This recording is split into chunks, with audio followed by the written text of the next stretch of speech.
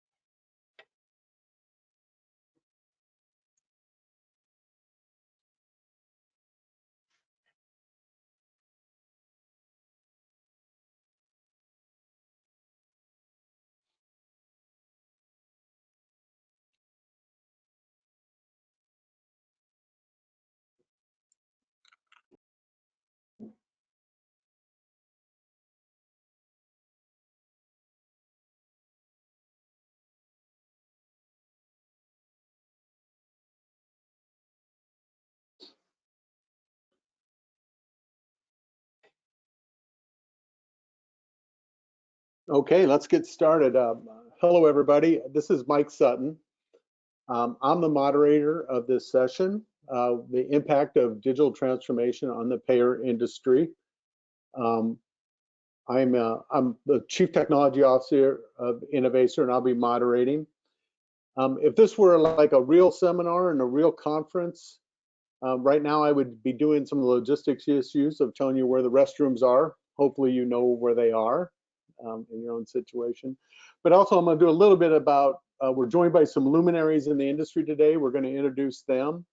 We're going to be talking about some of the challenges faced in the business with putting together, digital transformation for the payer space. And then some of the technology trends have been going on in the industry. And so with no further ado, I will introduce Fran, if you don't mind introducing yourself and saying hello to everybody on the webinar. Sure, thanks, Mike. Good afternoon, everyone. My name is Fran Soisman. I am an executive healthcare advisor working with Innovacer for a little over a year now, and I have my own company, Healthcare Management Transformation Advisory Services. Prior to that, I had the great honor of leading Aetna's government services businesses for 7 years. Pleasure to be here today. Thank you, Fran, and thank you for joining the webinar. Ed, would you like to introduce yourself, please? Yeah, hey everyone, my name is Ed. I started in healthcare back in the 80s with my Walkman on, listening to AC/DC while I was a janitor for a healthcare facility, and that really lit the fire, the passion in me to serve in healthcare. So I took a variety of roles along my journey, including being a combat medic in the United States Army, serving as an anesthesia tech, ultimately becoming CIO of the Cleveland Clinic. Had the good fortune of writing a couple books along the way, healthcare innovation, healthcare digital transformation. But best of all is opportunity to have worked with Dr. Matt Lambert. Matt? There you go, Mike. You did the segue for you. Hello, everyone. My name is Matt Lambert. I'm the CMIO for the ATI group. I've been here in DC for a long time. Emergency medicine is my clinical specialty, still practice part-time. It's been fascinating to be here in DC at the intersection of technology and policy and delivery. We had a firm here called Clinovations, which was a clinically focused consulting firm that then became the advisory board. Also previously served as the Chief Medical Information Officer for New York City Health and Hospitals, where Ed and I had the privilege to serve our nation's largest public health system with the Epic implementation there. And happy to be working with him again at ACI, and happy to be here with you today, Mike and Fran.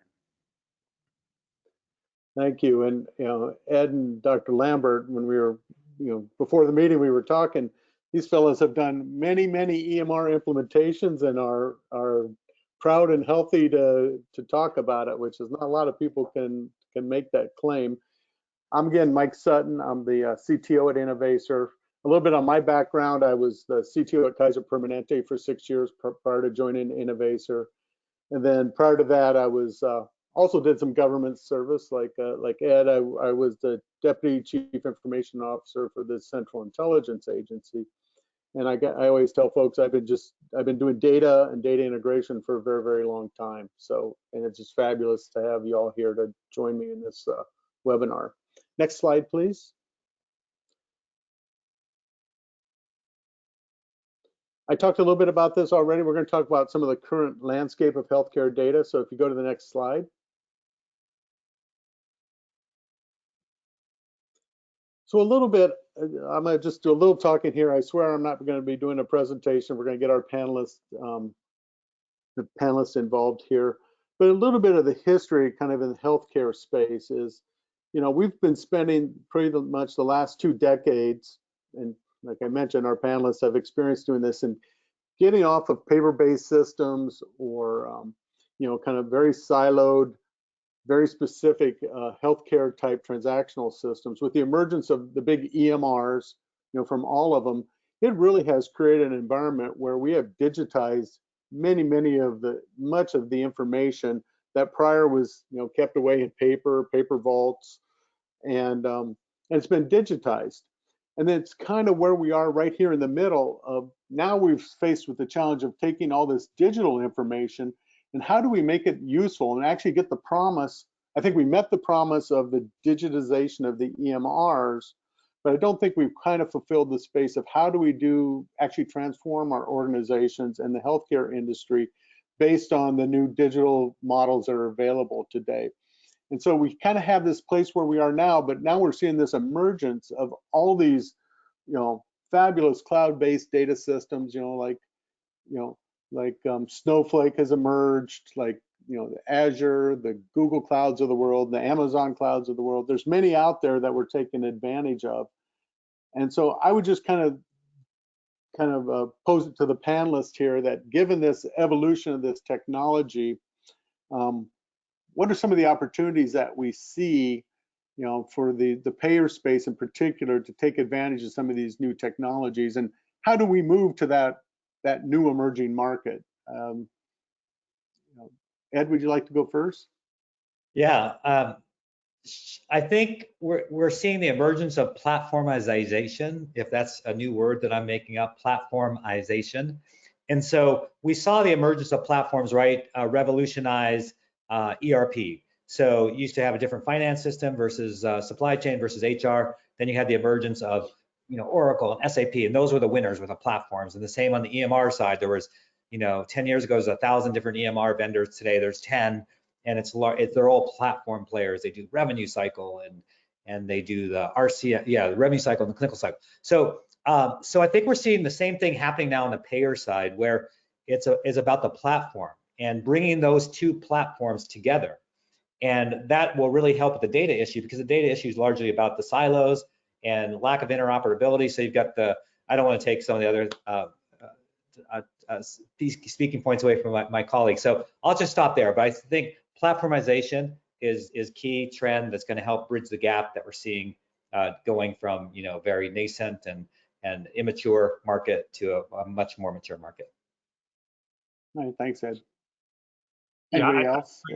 Off of that, Mike, if I could, you know, it's not a small undertaking by any means for the payers, particularly the national players, as well as the blues plans, because they've got lots of legacy systems, and they've got to. It's an opportunity to retire many of these systems. Those that they don't retire, they may have to have different systems for different segments, you know, for their Medicaid business versus their Medicare versus a commercial, and even perhaps even differentiate between their, you know, fully insured versus their self-funded or TPA administered business.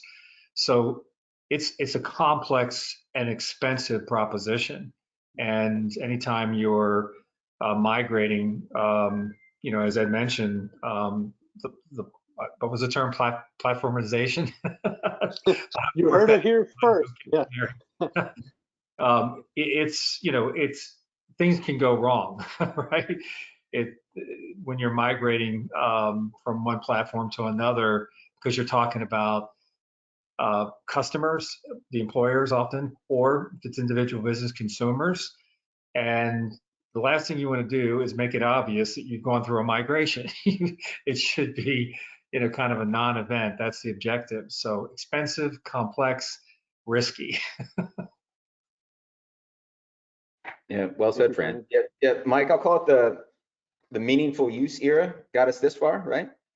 And now what's the next step? And it's interesting, it's been less incentivized by government dollars and more about the need to work more efficiently across providers, payers, and members or patients. And the interoperability gap is still there, but the APIs are maturing. The cloud solutions are certainly maturing and becoming the rule and not the exception. And so how can we be really thoughtful and meaningful the way we integrate this data from the health systems to the payers and to the patients, and engage them in a way that they're used to be engaged outside of healthcare, right? With other technologies or interfaces that they engage in other parts of the world. So it's really exciting time, but plenty of work to do for sure. That's great. Thank you for your insights, folks. Let's go to the next slide.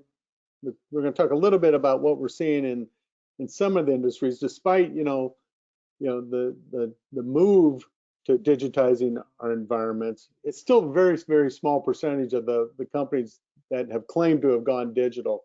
And I think a lot of it's, to Fran's point, is there's a lot of operating what folks have put in place today generally takes a good portion of that IT budget. And kind of what we're seeing is a shift in that, perhaps, that we are seeing people going to the newer services. I won't belabor this slide, but let's go on to the next slide, please.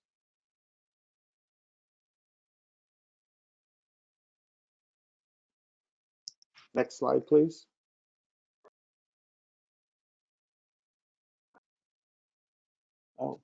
Okay.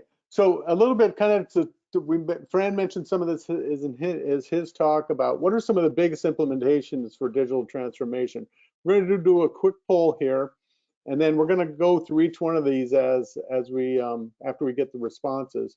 But what's holding up some of the implementation changes for this digital transformation? Is it the challenges from the regulations? Is it limited money? We're spending all our money supporting legacy. The ability to optimize these networks, quality of care, or the silo effect of the data.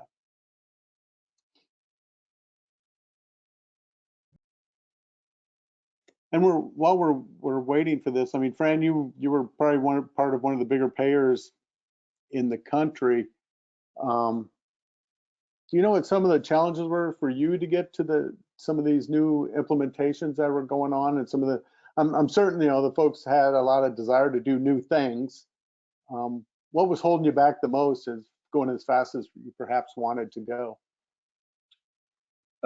Yeah, I'm happy to talk about that, Mike. I think Aetna's journey started, oh gosh, probably 5-6 years ago, and I think it was a combination of legacy systems. They had acquired Coventry Healthcare back in 2012, closed in 13, and they had platforms from the U.S. healthcare days, they being Aetna, so that they hadn't fully, I'll say, rationalized. So they had a lot of legacy platforms plus the Coventry acquisition from 12-13.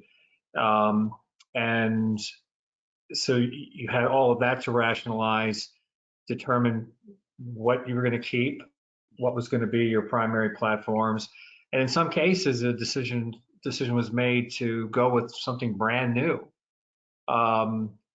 which might be the best decision because you anticipate the needs are going to be so great, meaning the needs of the future are going to be so great that the cost of transforming existing platforms are prohibitive relative to finding a new system that meets most of your needs, and you can work with the vendor to make modifications to meet other needs. So, and I think we have to just recognize that the digital health ecosystem is pretty significant in and of itself. I mean, you're talking about consumers, you're talking about employers, providers. So there are a lot of key constituents. I'm going to, just label them all constituents for simplicity's sake, and determining, how much of the spend should go to each of those constituencies, because they're all important, and you want to make an impact to all of them, because you can't put it all in one place and expect to meet your business objectives. You've got to kind of spread it around, but you also want to get the biggest bang for the buck. So capital limitations, when you've got other things you've got to do in addition to the transformation to meet strategic objectives and financial objectives. So there are, a lot of forces at work, and I know Aetna was by no means, an outlier there. I think they probably represent, most of the industry in terms of some of the balancing that had to occur every year. Yeah, I've seen that in some, both my experience at Kaiser Permanente and in some of our current payer customers that we have at Innovacer, of just the ability or the need just to keep up with the current pace of business. And you mentioned acquisitions and bringing in new systems and new data, that the amount of money and time and effort that's required just to integrate, and meet the needs of the membership of those particular payers is a full-time job as it is, and then makes it even more and more difficult about how we want to go there for the future. So any other comments while we wait for the results to come back? Well, Mike, while I'm looking at our panel, our choices here for our attendees, the silo effect, the one at the bottom, I think kind of runs through everything, right? Just to make it human for a second, right? We all get comfortable in a particular routine, no matter how disrupted our routines have been for the last 12 months. But we get used to a certain way of working and working with a certain team and certain group of tools. And to bring this together requires everyone to get out of their silo, and that's uncomfortable. And so that makes the work very incremental, and that and makes the really focused on how you're going to move forward through those silos. Oh, there we go. Okay. Probably should have saved that for the. Yeah, good. Good call, Matt. Look at that. The audience agreed with you. Kind of go to that one. Could you take the slide then to the, let's go to the silo effect slide we have and have a little more of a conversation around on that one. I know, Ed, do you want to kick off kind of the silo effect? Yeah. Rima, could you go to the slide that says silo effect on it, please? It has some of the details. Yeah, obviously it really resonated with our audience. That's definitely the most difficult part. We have seen some movement by the government to get involved a little bit. I think with the Cures Act to really encourage additional investment, additional movement in the silo effect. So it's recognized, at all levels, being as consumers, as being in the healthcare industry, as well as the federal government, that this is a major issue. And despite all the advances made that Dr. Lambert pointed out earlier, there's still been a reluctance for the vendor community to freely share with one another. And so we're stuck in this middle ground, and I think we'll be there for quite some time. So it's really important to be able to bridge that gap on behalf of our members in their experience and patients. So that's really the big issue to really solve for. And again, we can do it with great data tools by bringing together data from disparate systems, bringing them into one platform for all things data. So again, I'm big, and it's a common theme probably from what I speak about a lot, is the platform. And so I see really great value in having a data platform so that you can eliminate to the best degree possible this sort of silo experience. Very good. Any other comments on the silo? Yeah, I opened this can of worms, so I guess I'll go in a little bit. You know, the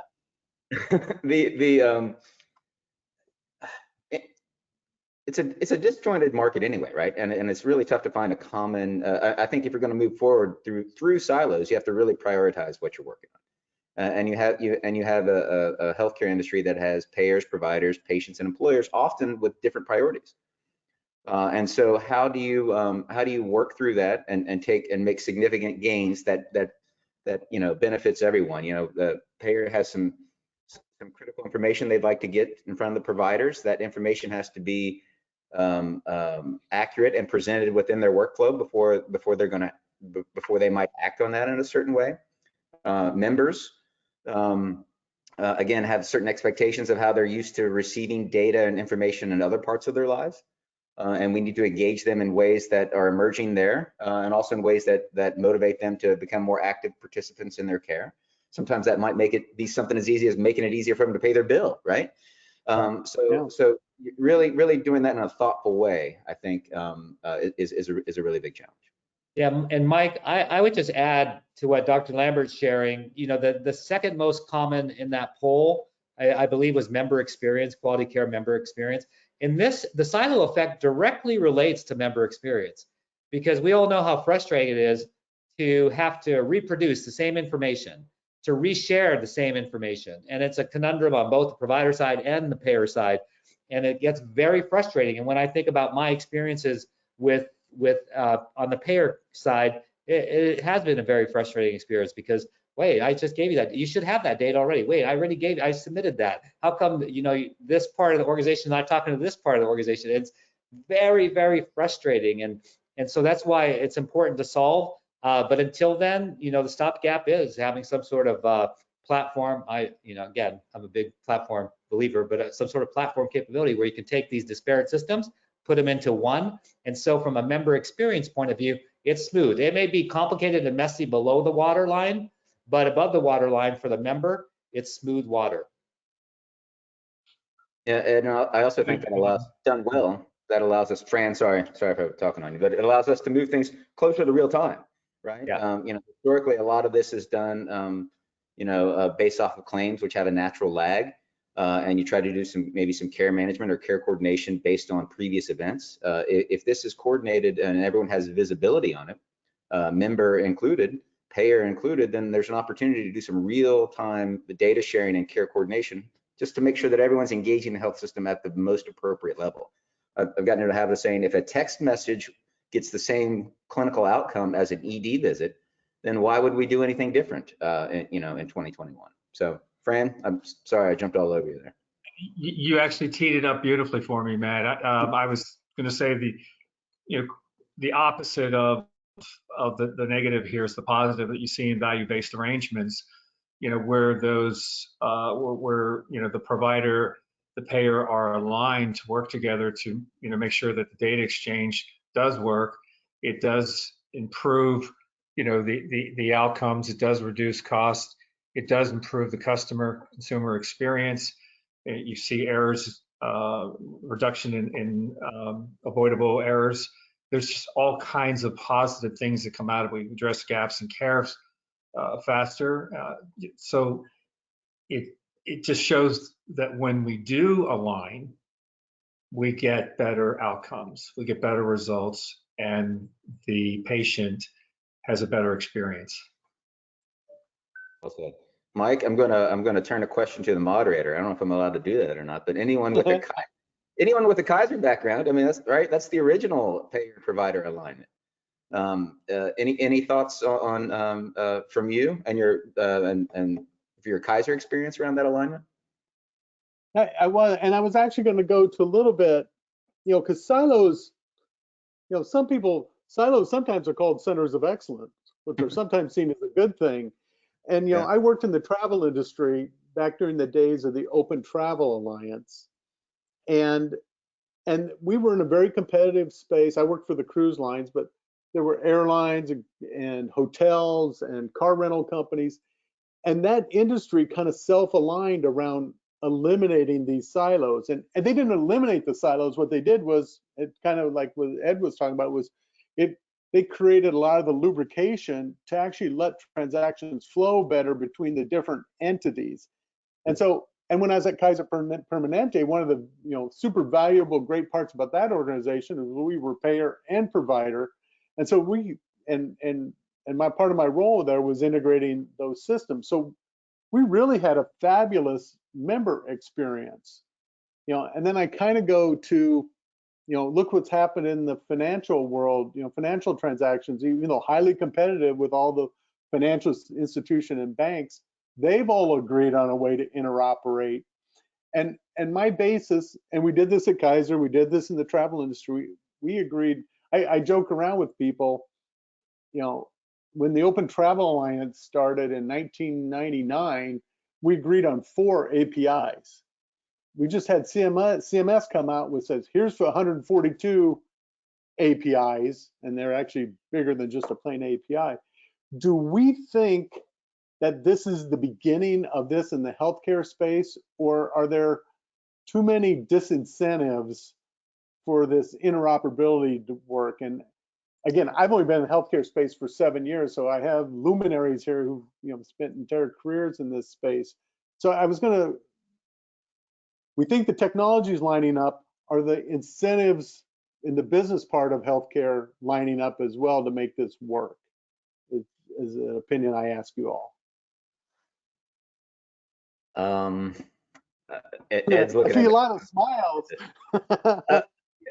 Well, I mean, first of all, I think comparing your experience at your bank and buying an airline ticket compared to engaging the healthcare system, right? Just stop and think of that for a second, of how different those experiences are.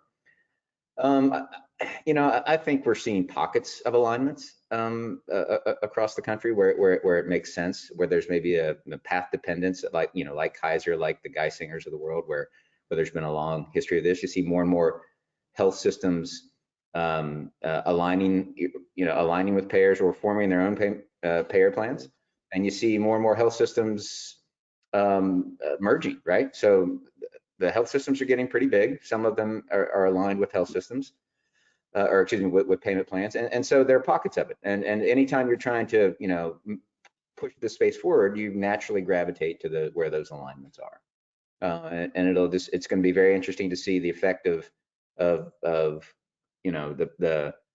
COVID on how, whether or not this accelerates value-based arrangements or some of these other tighter alignments.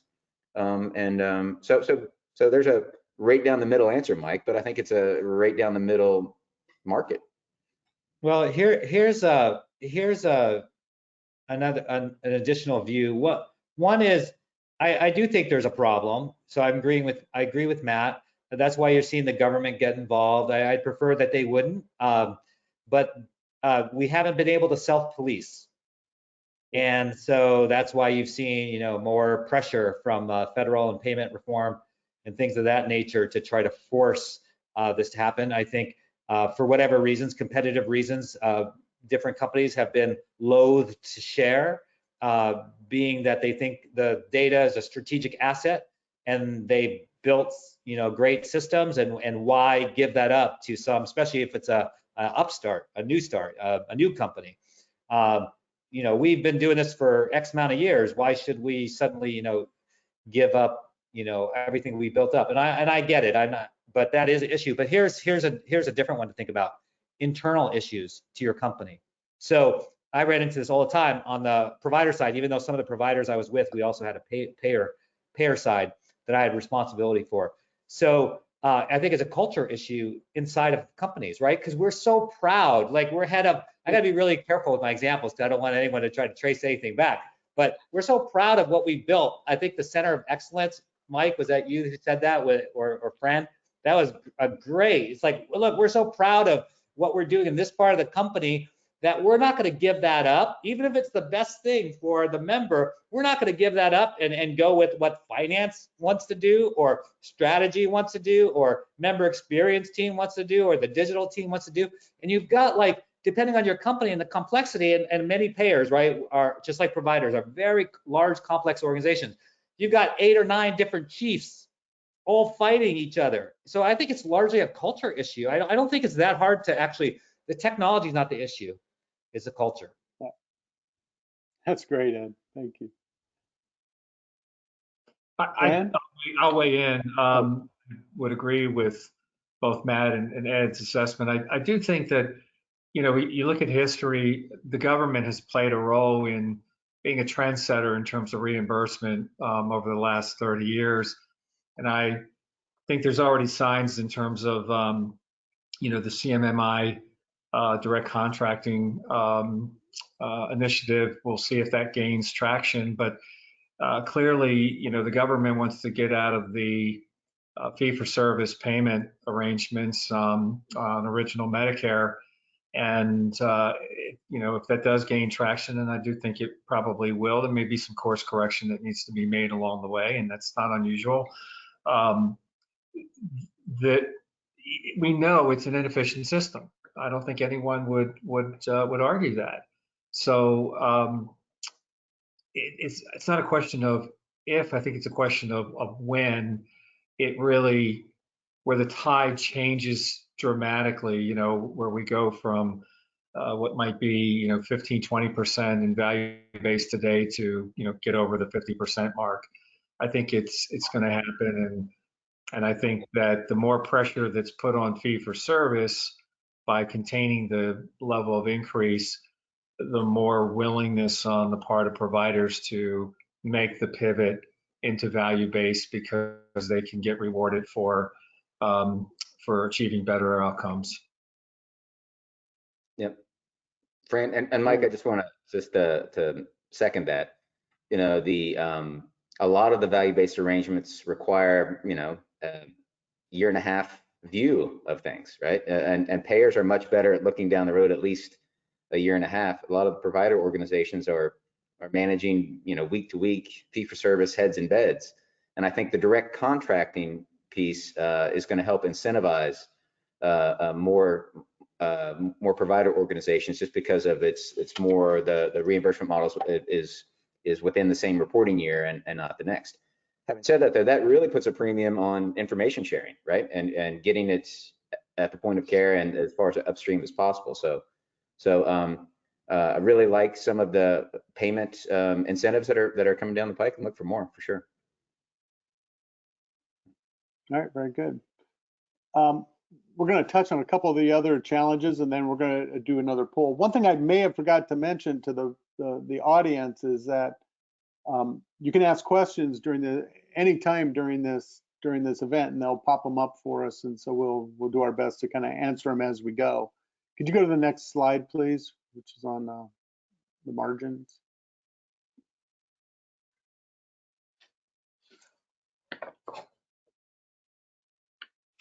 Talk a little bit about reducing costs.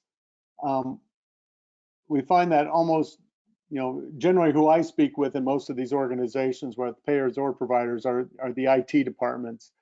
And some of the points of view there is that not only is digital transformation, you know, kind of one of the better things for the members or the patients of a particular company, but there's actually, you know, savings to be made in the operational costs of their environments. And this was some research that our folks did about that these care, you know, technology-driven care management initiatives can lead to savings. You know, those are big numbers. Those are billions of dollars in there.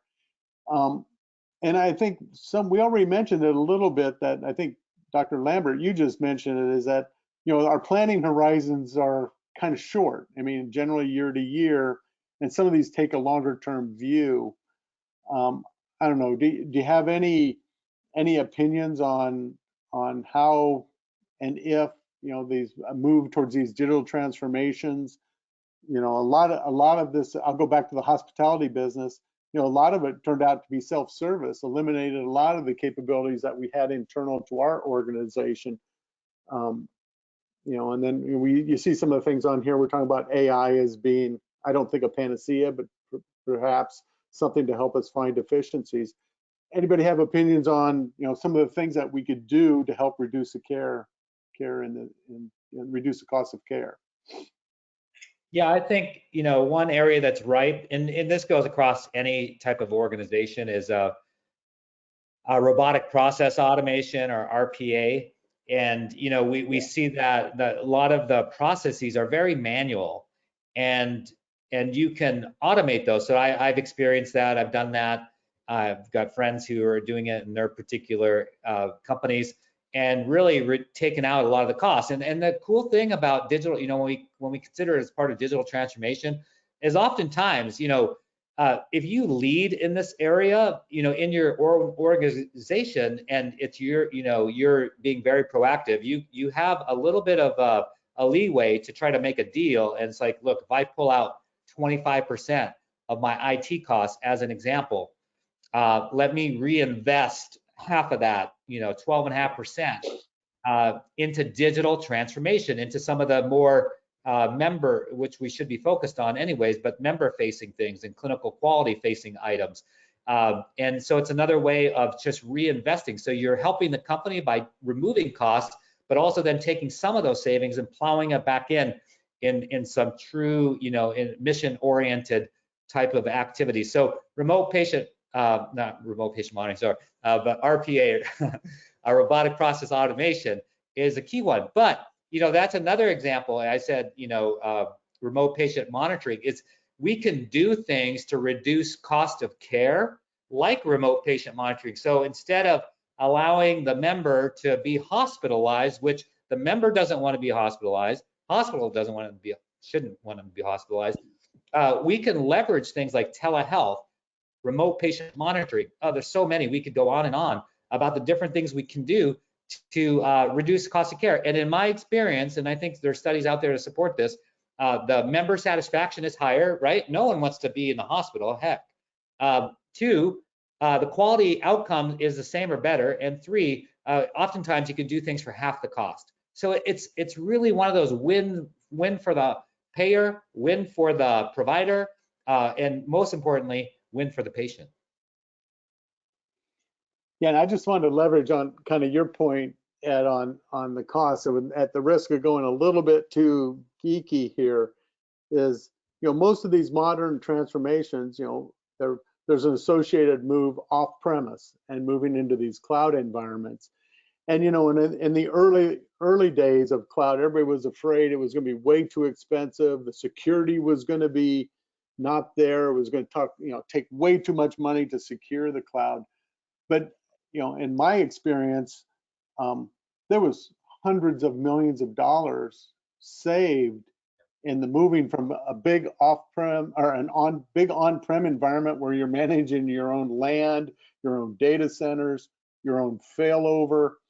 The amount of money, in fact, I would say even when I worked for the government, when we moved to the cloud, you know, the paper savings, the predicted savings going in was really dramatic and good, and it paid for the move to the cloud itself. But then there was just money that just trickled in after that. I mean, the inefficiencies that we had, you know, because it would take perhaps weeks and more likely months to provision a server. We got savings in the application environments because now people were able to provision a server in minutes, and there weren't people chasing people trying to get things done. The amount of savings to me that came out of the operational IT budget, to your point, more than paid for any of these initiatives that were driving transformation to the benefit of our membership. So I saw that firsthand myself. So yeah, Mike, if anyone's, any other comments? yeah, if anyone's anxious about the cloud, just tell them that the cloud is really underground in the field outside Dulles International Airport, right? But the you know, let's not you know, I guess I'll leverage the old saying, don't let a good crisis go to waste, right? I mean, right now, you know, we've talked a lot about federal regulation and how that's driven a lot of this, but federal deregulation in response to COVID right now has created an environment where you can do an ambulatory well visit on FaceTime. And the reimbursement rates are the same for brick and mortar care right now. Now, we're certainly going to see that correct once we get our heads above water with some, I'm sure, a push to HIPAA compliant platforms for telehealth. And I'm sure we'll see the reimbursement readjust on that. Ed and I in our talks with our Health Next product, most every health system out there right now is unsettled in their telehealth view.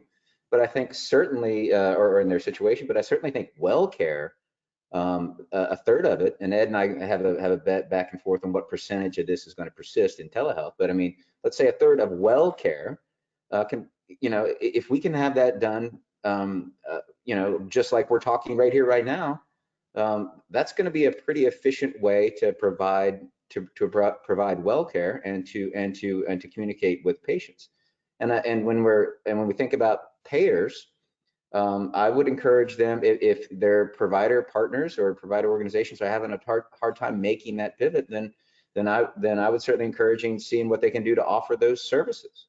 I also think about push notifications through an app to patients still is a really, really good way to control blood pressure, to control, to check on diabetes. It's very good for behavioral health. The most important outcome for behavioral health is medication plan adherence.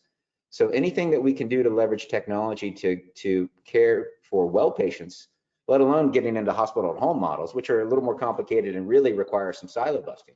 But if we can do that with technology, whether it's on the payers, whether the payers initiating it or the providers initiating it, is less important to me. That I think we should move this way as much as we can. And not all of it's going to stick, but I think this is a good way to go for care.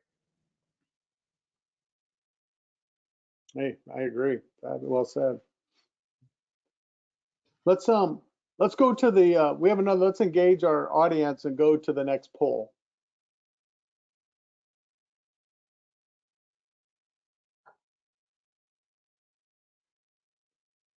All right, so the polls it's written here, it says, which supporting components will your organization focus on the most for payer digital transformation?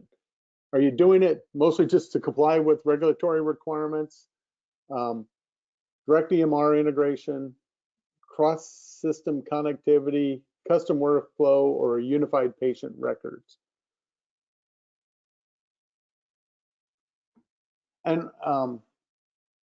And while we're waiting for this poll to come back,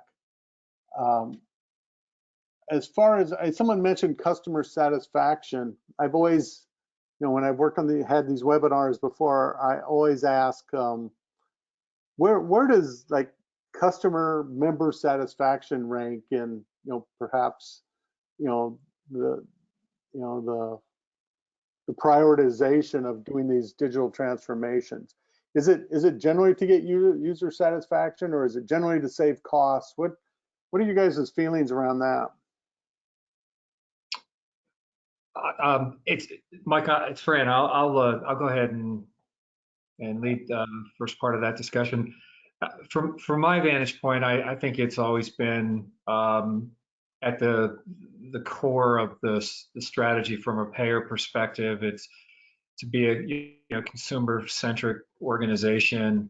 Everything kind of revolves around that patient member, consumer, and making sure that her or his journey is an exceptional, memorable journey or experience each time they interact with the organization or utilize their benefits. And it's a very competitive marketplace. So you got to get it right, and you want to eliminate the pain points. They're all very manageable. There's really no reason why it can't be as good of an experience as if you're shopping on Amazon. So I mean that was again, going back to my days at Aetna, not only was that view held at the top of the organization, it transcended all the way through the organization. I mean, it was one of our most important guiding principles was to be consumer centric.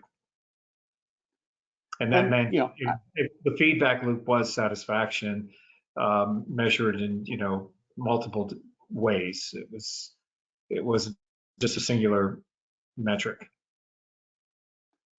And as a proud Aetna member today, which the app is fabulous, by the way, that I use. What were some of the limitations, or some of the areas, you know, and maybe it's kind of associated with this poll, that could have made that experience better? What were some of the areas where you felt like, you know, that you could have improved the possible, you know, member experience, whether it's, you know, lab results or you know, more of the EMR data or those? What were some of the things as a payer obsessed with member satisfaction that you would have liked to have seen happen your time there? Well, I mean, there are a couple of areas, you know, depending on the segment, but for example, the reliability of the information you got from the provider network. You were at the mercy of the providers to keep it current, and not that I want to put all that burden on the providers, because there could also be clerical errors, right, in terms of just the amount of information that you captured: phone numbers, addresses, office hours, whether the panel was open or closed, you know, just a tremendous amount of information. But the member relied on that to, you know, to either find it or place a call, and if it was wrong, that might be their very first experience. The pre-authorization process for, particularly for somebody that has been on a prescription for, you know, maybe a couple of years and is moving from a competitor's Part D plan to you know, Aetna's PDP plan, and they've got to start the process all over again. And again, you're at the mercy of getting medical records, and if you don't get that information timely, then, you know, it may have difficulty getting that first full refill. So it's things like that, you know, just citing two very quick examples, you know, one more administrative, one more clinical. We have to do better as an industry, you know, and these are not unique challenges, by the way, for an Aetna. They're industry-wide challenges, and consumers definitely deserve, you know, a much better experience on both of those examples. I can give you, and I could give you more, but those two sort of, you know, illustrate low-hanging fruit. Yeah, and I think that's even what our poll came back as saying, you know, cross-system connectivity. I mean, can you combine the claims and clinical data and the longitudinal patient record as being, you know, the two biggest things to actually achieve this transformation and, you know, member satisfaction. So I'm sorry I interrupted somebody about ready to speak. No, I think I was interrupting you, and just gonna put on my white coat for a minute here, and you know, often this turns into this miscommunication or you know, member/patient inconvenience winds up in an emergency department visit, right? You know, being the place where the door is always open, and so if there's not and you know, and being in the emergency department because you need to be is one thing, but being there because of inefficiencies across the board is another. So anything we can do, I mean, that's real savings, right? Anything that we can do to minimize just something like that with our processes is, I think, is a really good goal to achieve. And the cross connectivity piece, right? I mean, there's nothing really sexy about middleware, right? But it's hard to do, but it's important to do, and also to not only to make sure that they're maintained and up to date, but make sure that information that is something you can act on. A lot of times, and especially when you start getting into value-based arrangements with payers and provider networks, not all the information has the same value, and making sure that it is aligned to that everyone has visibility on the information, and that visibility is aligned to what we're trying to achieve is very important and tough to do. Well said.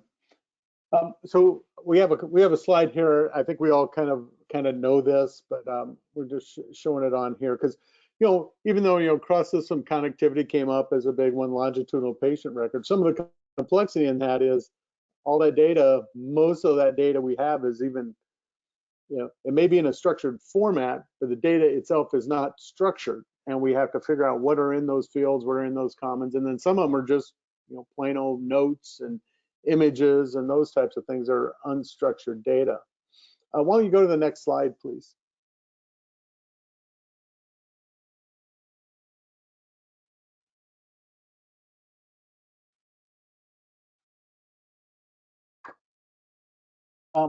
And so a lot of things, and this is, you know, we have the Innovacer brand on here, but I just want to kind of bring this up of, you know, capturing this momentum of the digital transformation. We think, you know, the cloud data platforms are there. They're very powerful. We mentioned virtual care services and taking advantage of those, you know, and using AI and I'll go to Ed's favorite word, platformization.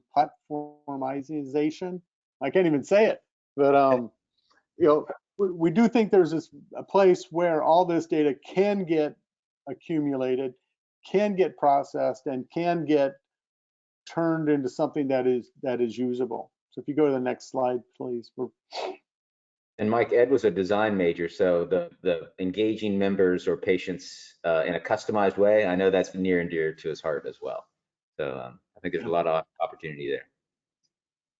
And this is a bit where the shameless self-promotion of Innovacer comes on here, is that we do believe there is, you know, the healthcare data platform, and it's for payers, but, you know, the design pattern is very, very similar for the providers as well. Where, you know, if you look in that middle part where FHIR come out of the standard from the government, and you know, and it's certainly the way we're all going to store data differently, but we can always interoperate this, you know, using these protocols that the government is giving us, and many people are moving forward with. So yeah, Mike, the reason this is so important, you know, I was going to mention on the last slide, and I know we're down to just a couple minutes, yeah. But there's a lot of new, I shouldn't say a lot, there's a couple of new entrants in the payer side that are digital natives. Okay, I worked with them at the clinic. We were the first big health system to work with this particular digital native payer. And they don't have the technical debt that a lot of the big payers do, and all of these silos. So if I were a payer, and it's the same on the provider side, digital, there's retail and all sorts of digital natives coming in, big tech. You got to get your act together pretty quickly. You don't have years like we did in the past to try to figure this thing out. There's a sense of urgency. That's all I'll say. I think we need to move fast, not just because it's the right thing to do, but from a competitive point of view. Yeah, I can't agree more. And kind of, I think, Ed, you mentioned RPA. We had a question, one of the questions from our audience about, do you have, are there particular scenarios where you think RPA has been valuable in the payer space, whether to, you know, improve customer service or save money, or claims big hitters?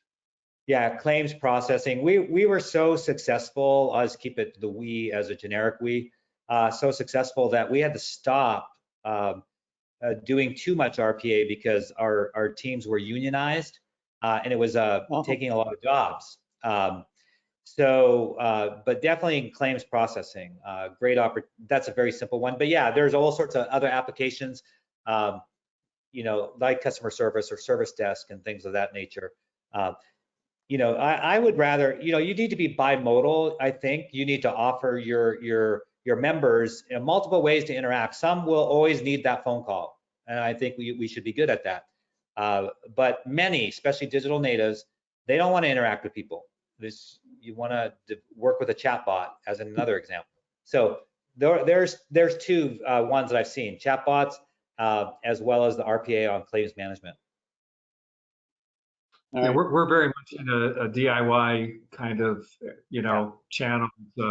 That's where people are, at least, let's say, Well, you know what? I'm not gonna bracket it by age because I'm, let's say, over 60 and I'm a DIYer myself. I like the security of having the chatbot just in case, if I get myself in trouble, that's my safety net. And that's a great feature. But we want to be able to we like that independence, and we don't like waiting on the phone. Yeah. And when you think about it, I meant to say this earlier on, the importance of digital is even greater, particularly with consumers, because most people, they don't answer their phones, their landlines, if they even have them. That's so true. Yeah. So the smartphone, for the apps is the way they communicate, the way they get things done, the way they navigate. So it just makes sense. Yeah. Thank you for that, Fran. So we are closing up here. Any final thoughts? Anything you feel like you didn't get mentioned? I would like to thank you all for attending. I really appreciate your participation and your thoughts in this area. Any last thoughts from any of you? I just think digital transformation is a strategic imperative, and because not everyone's moving with velocity or agility, I think it's a strategic differentiator for the next couple of years. So for those payers that get it, move quickly, you will differentiate yourself from competitors. And if you don't do anything, I think you'll be disintermediated. Wow, awesome, very good. And just to add that sometimes when you're doing healthcare, there's only one shot to get it right. In healthcare and technology, there's never one shot to get it right. So don't be afraid to iterate and learn as you go. And it's just going to get better and better the more times you iterate, the more different approaches you look at. I think my colleagues said it best. Both of those points are incredibly spot on. So I'll say ditto. All right, well, that brings this webinar to a close. Thank you all very much for your participation. It's been great. Fran, I've taken a picture of all your memorabilia on the back wall, so it's very entertaining. Thank you very much, and thanks again. Good job, Mike. Thank you. Thank you. Bye.